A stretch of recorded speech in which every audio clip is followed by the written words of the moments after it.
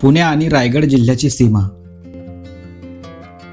जिथे सह्याद्रीच्या अजस्र कडे आकाशाला गवसणी घालतात.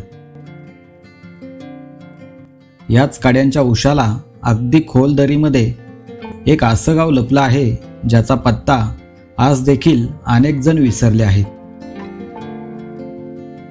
एक असं गाव जे आधुनिक जगाच्या गोंगाटापासून मैलोन मैल दूर धुक्याची चादर ओढून शांत निजलं आहे. कधी काळी माणसांच्या राबत्याने, लहान मुलांच्या किलबिलाटाने आणि सणासुदीच्या उत्साहाने हे गाव ओसंडून व्हायचे. आज मात्र या संपूर्ण गावामध्ये अगदी हाताच्या बोटावर मोजावी एवढीच माणसं या गावाची राखण करत आपले जीवन जगत आहेत. आणि आज मी निघालोय याच गावाच्या भेटीला.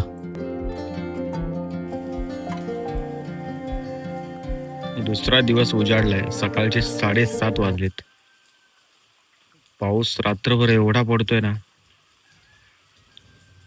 आणि आता मी इथून खाली, म्हणजे माझ्या बोटाच्या समोर खाली खोल दरीमध्ये खानू गावे, तिकडे जायचा विचार करतोय. म्हणजे एवढ्या जर लांब आलोयस तर थोड्यासाठी गावाकडे का जाऊ नये, म्हणून गाव एक्सप्लोअर करून येतो परत.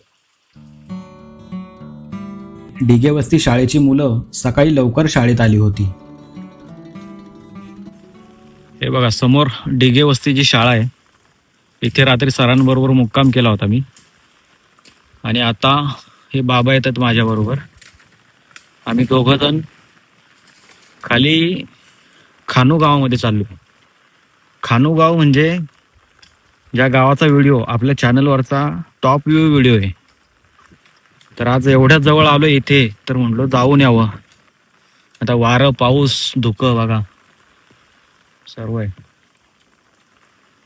ते मामा येतात माझ्याबरोबर, काठी काढतायत.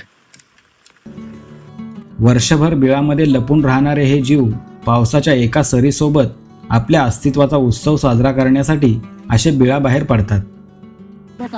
बघा, आता वरतून पूर्ण फिरून यावं लागलं असतं. तो रस्ता तिथे खाली निघतोय. तर बाबांनी इथे शॉर्टकटने आणले मला आता खाली जंगलामधून.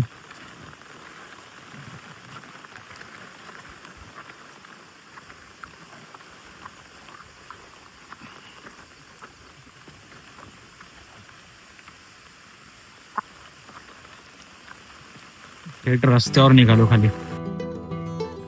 पावसाची रिपरिप सतत चालू होती. एका बाजूला शांत पसरलेली खोल दरी, तर दुसऱ्या बाजूला अथांग उभा काडा. आणि या दोघांच्या मधून दगड मातीचा हा रस्ता खाली गावापर्यंत उतरत होता. हे बघा, हा रस्ता आहे खानू गावचा. म्हणजे रस्त्यामधूनच ओढा वाहतोय.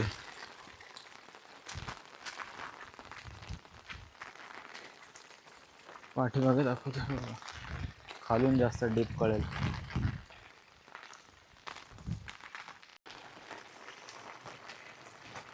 रस्त्यामधूनच वाहत चालले पाणी.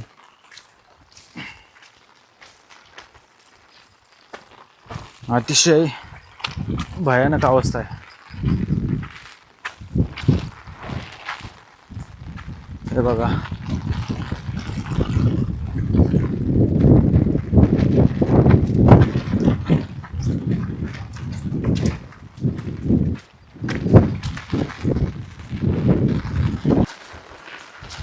आता समोरून असं वळसा घेत घेत डोंगराला, तिकडे त्या जंगलातून समोरच्या रोड आडवा आडवा आडवा, मग त्या डोंगराच्या पाठीमागे खानू गावे. असं बरंच अंतर आहे अजून. आणि पाऊस सतत पडतोय.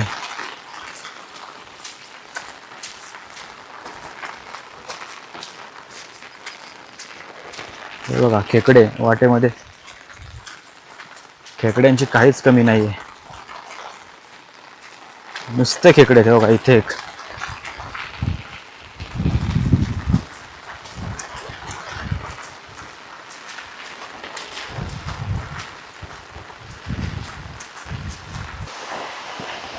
हे बघा, धबधबा.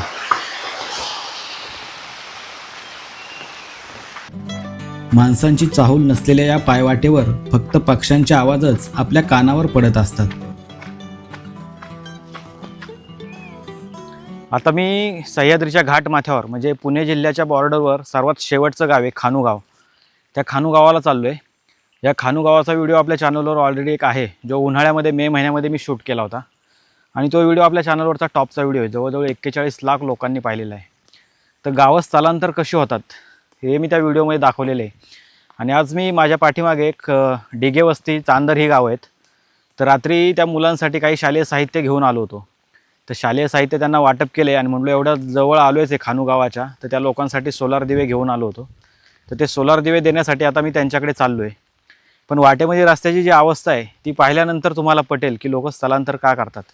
म्हणजे अगदी बेसिक सुविधा जर सरकार पोचवू शकत नसेल अशा गावांपर्यंत, तर लोकांकडे नाईलाज असतो, लोकांना गावं सोडावी लागतात. म्हणजे रस्त्यामधून अक्षरशः ओढे वाहत आहेत. आता मी खानू गावातच चाललो आहे, तुम्हाला पुढे पण दाखवतो रस्त्यांची आणि गावाची काय अवस्था आहे ती. हे बघा समोर खानू गावातली घरं दिसायला लागलेत. जवळ आलो आपण. वारं लय प्रचंड आले, छत्री जायची उडून.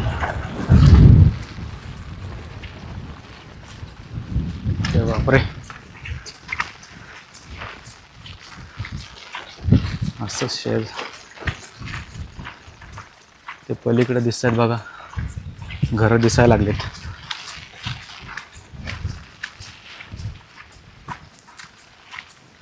वरती धुकं जमा झाले सर्व.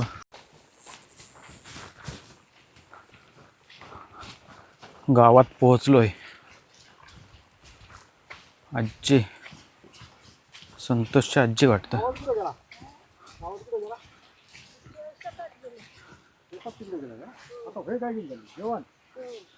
शेतात होय. घरी कोण आहे मग? घरी कोण आहे? ते तुम्हाला एक दिवा घेऊन आलो होतो, ओळखलं का मला?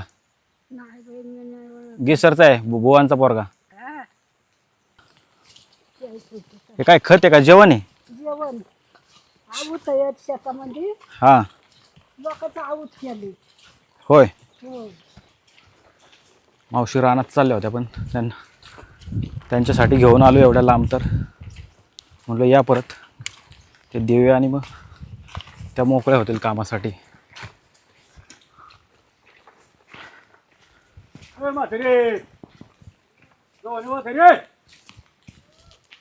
लोकांनी घरं बांधलेत आता. म्हणजे बेसिक रस्ता वगैरे झाला तर बराच फरक पडेल, बरेच लोक येतील पुन्हा.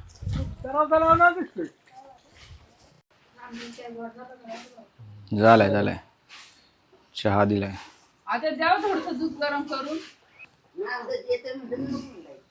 नको गुरांना गावारी असेल ना आता. मी ही बॅग घेऊन आलो आणि सोलार दिव्यांची बॅग शाळेमध्ये सरांकडे राहिली. तर आता इथून कोणतरी येईल, मग त्यांच्याकडे ते देऊया. मावशी येऊ का मग? कुठे गेले? येऊ का म्हटलो? तेवढं पाठ वाकून आलं तरी वरती आठवण.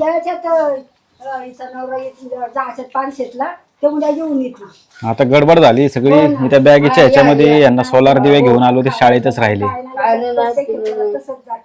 आता ते असतं तर फणास बिनास दिला असतं. नाही काही नको. येतो हाय मंदिराकडे जातो, जरा मग जातो. जावा तुम्ही कामाला.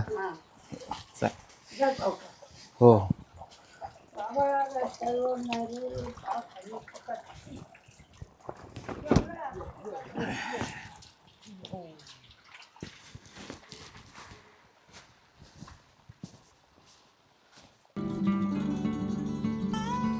घरं ओस पडली असतील, पण या गावाचं चैतन्य आजही जिवंत आहे. इथे राहणाऱ्या या माणसांचा एकमेव आधार म्हणजे हे दत्त मंदिर. याच श्रद्धेच्या बळावर ते निसर्गाच्या प्रत्येक आव्हानाला हसत मुखाने सामोरे जातात. दत्त जयंतीला इथे खूप मोठा कार्यक्रम असतो. आता लॉक आहे मंदिराला. गणपतीची मूर्ती आहे, दत्तगुरू आहेत. मंदिराच्या समोर सभामंडप बांधलेला आहे.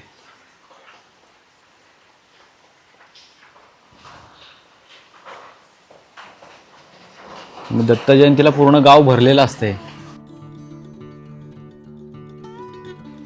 आता मी खानू गावामध्ये आलो आहे, पण जरा प्रॉब्लेम झाला माझ्याकडून, जरा चुकी झाली. म्हणजे जी 3 कुटुंब इथे राहतात, म्हणजे पहिले आपण भेटलेलो आहे त्यांना, त्या 3 कुटुंबांसाठी मी काही सोलार दिवे जे घेऊन आलो होतो, ती बॅग भरण्यामध्ये जरा गडबड झाली आणि ज्या पिशवीमध्ये मी काल ते पावसामुळे पॅकिंग करून ठेवलं होतं ती पिशवीच शाळेमध्येच राहिली त्यावरच्या डिगे वस्तीवर. तर सरांच्या जवळ ते ठेवतो मी, इथली कोणतरी जाणार आहे वरती मग, आणि मग ते घेऊन येतील ते सोलार दिवे जे तिथे ठेवलेत ते. आता गाव एकदम शांत आहे, म्हणजे राहणारी लोक खूप कमी आहेत, सगळी स्थलांतर झालेली आहेत मुंबई पुणे इकडे. या गावामध्ये मला अवघी 4च माणसं भेटली आणि तेव्हा जाणवलं की इथल्या पडक्या घरांच्या भिंती आणि शांत पडलेला रस्ता त्यांच्या वेदनेची गोष्ट सांगत होते. आपली माती, आपलं गाव आणि हा निसर्ग सोडून कोणाला जावेसे वाटेल. पण भविष्याच्या चिंतेमुळे नाईलाजाने या लोकांना आपले गाव सोडावे लागले. गावं ओस पडलीत. आत्ता हल्ली बरीच नवीन घरं झालेत. म्हणजे खाली इकडे JSW की टाटाचा कोणाचा तरी धरण प्रकल्प चालू आहे, विद्युत प्रकल्प. म्हणजे इथून खाली फोर्सने पाणी ते उतरणार कोकणात, त्याच्यावर विद्युत तयार करणार आणि त्या आधारावर ते प्रकल्प चालू आहे. तर त्या प्रकल्पामुळे रस्ता होऊ शकेल असं मला वाटतं, काय माहिती. आता एकदम शांत आहे गाव.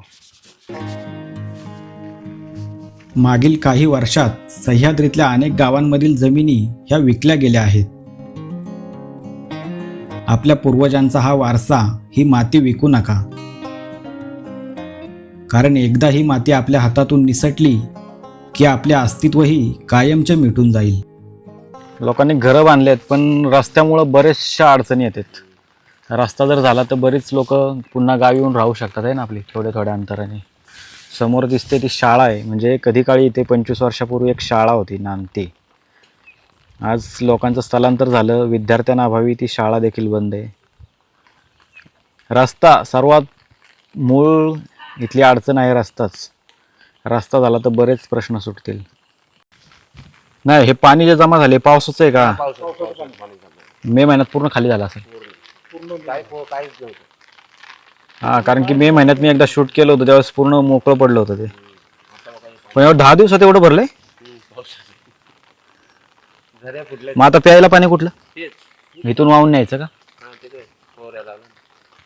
हां, इथे पॉवर आहे, वाहून न्यायचं. हे बघा शाळा बघू आतमध्ये जरा.